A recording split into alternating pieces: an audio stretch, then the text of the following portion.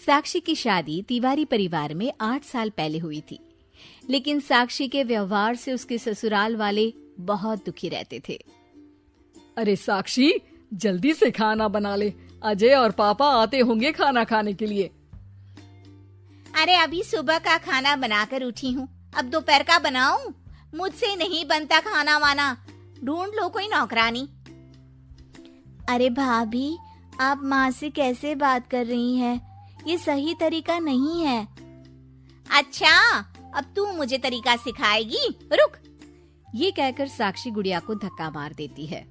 अरे रुक साक्षी, तेरे तो ज्यादा ही पर निकल आए हैं, आज ही मैं तेरा इंतजाम करती हूँ।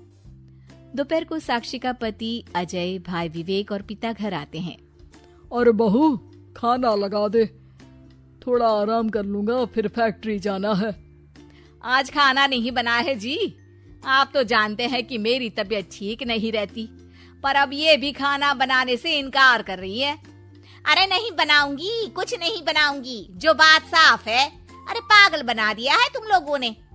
कैसी बात कर रही हो बहू, हमारे घर में ऐसी भाषा का प्रयोग नहीं किया जाता। तो अलग कर दीजिए ना मुझे, मैं भी तो नहीं रह सकती आप लोगों के साथ। ससुर और सास मिलकर साक्षी और अजय को दूसरे घर में शिफ्ट कर देते हैं, लेकिन एक दिन सास को काम करते करते चक्कर आ जाता है और वो गिर पड़ती है।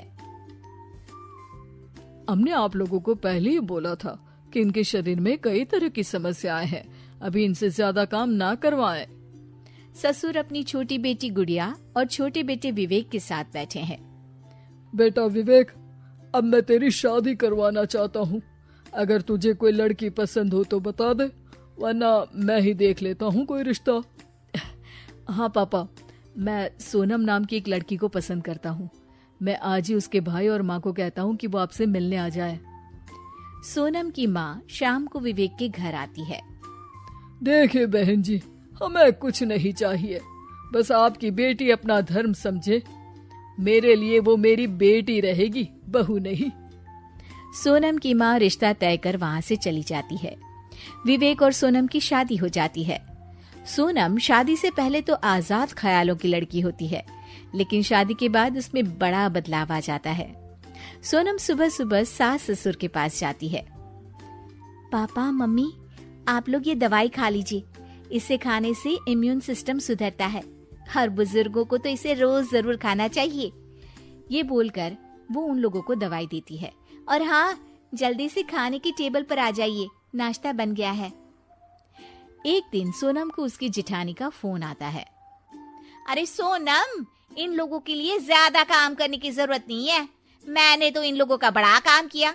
इन लोगों ने तो मेरे लिए कुछ भी नहीं किया, उल्टा मुझे तो मारते पीटते भी थे। सोनम सारी बात अपनी माँ को बताती है। देख बेटा, मुझे तो तेरे सास ससुर अच्छे लोग लगते हैं, वो तेरी जिठानी के साथ क्या करते हैं हमने तो नहीं देखा, लेकिन हाँ, तेरे ससुर ने मुझसे कुछ नहीं मांगा, सिवाय इसके कि तू घर को घर समझ कर रहे, बाकी मेरी नाक मत कटाना बिटिया।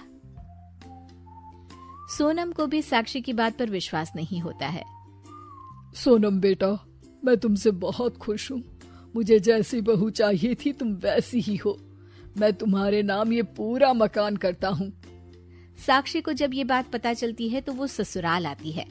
अरे वाह भाई वाह, ये तो वही बात हो गई कि मेहनत करे कोई और पुरस्कार कोई और ले जाए। अरे भाभी, आइए आइए, कैसी हैं आप? बच्चे नहीं आए? आइए आइए, क्या होता है सोनम, ये मेरा घर है, मैं इस घर की बड़ी बहू हूँ, तुम तो ऐसे बोल रही हो जैसे मैं मेहमान हूँ। तभी वहाँ ससुर आ जाते हैं। क्या हुआ साक्षी, सुबह सुबह क्यों चिल्ला रही हो, और तुमने बताया नहीं कि तुम आने वाली हो? वाह पिताजी वाह, 8 साल तक मैंने ये घर चलाया और 2 साल में आपने सोनम के नाम पूरा घर कर दिया। मुझे भी प्रॉपर्टी में हक चाहिए। देखो साक्षी, तुम बड़ी बहू थी, घर को लेकर चलाने की जिम्मेदारी तुम्हारी थी, लेकिन सास को बीमार हालत में छोड़कर तुम चली गई। बहू को अन्नपूर्णा भी कहा जाता है, लेकिन तुमने कभी भी हमें वक्त में न खाना दिया न दवाई। खैर, अब सोनम के रूप में हमें बेटी मिली है, इसकी इज्जत करना हमारा फर्ज है। रहा सवाल प्रॉपर्टी का, तो जिस घर में तुम रह रही हो ना, वही रखो। ये घर सोनम का इनाम है जो उसने जीता है हमारी बेटी बनकर। ये सुनकर साक्षी वहां से चली जाती है।